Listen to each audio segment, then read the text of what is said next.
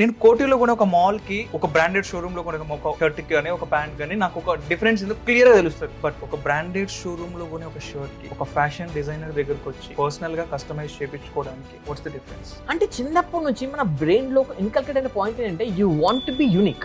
Same manner branded దానిలో మీరు వెళ్ళినప్పుడు ఆ బట్టలు 100 మంది బయట వేసుకోవచ్చు. కస్టమ్ మేడ్ కి ఎవరైతే గుర్తింపు కోరుకుంటాడో వాడు మాత్రం కస్టమ్ మేడ్ వస్తాడు. ఇప్పుడు ఆస్కర్ వాడు వచ్చింది మన RRR మూవీ, వాళ్ళు బ్రాండెడ్ క్లోత్ కొనుక్కొని వెళ్ళారు, కస్టమ్ మేడ్ చేయించుకునే వెళ్ళారు. మీరు ఎలా చెప్తున్నారు? ఎన్టీఆర్ ది అవార్డు తీసుకున్నప్పుడు ఒక లైన్ ఏదో proper custom made attire it's not available in the market. NTR వేసుకున్న తర్వాత మాకు పర్సనల్ గా ఒక 50 నుంచి 60 క్లయింట్లు అడిగారు మమ్మల్ని ఆ అటైర్ పేరు పెట్టాం, ఎన్టీఆర్ లైన్ పెట్టేసాం ఆ అటైర్ పేరు అసలు. బికాస్ ఆ బట్టలు ఏవైతే ఉన్నాయో కస్టమ్ మేడ్ అంటే మీనింగ్ ఏంటంటే tailor made for one person. ఆ బట్ట స్టిచ్ అయింది అతని కోసం, ఆ బట్ట డిజైన్ అయింది కూడా అతని కోసం. It's bot made and design for one single individual. కాబట్టి కస్టమ్ మేడ్ లో ఆ యూనిక్ క్వాలిటీ ఎప్పటికీ ఉండిపోతుంది.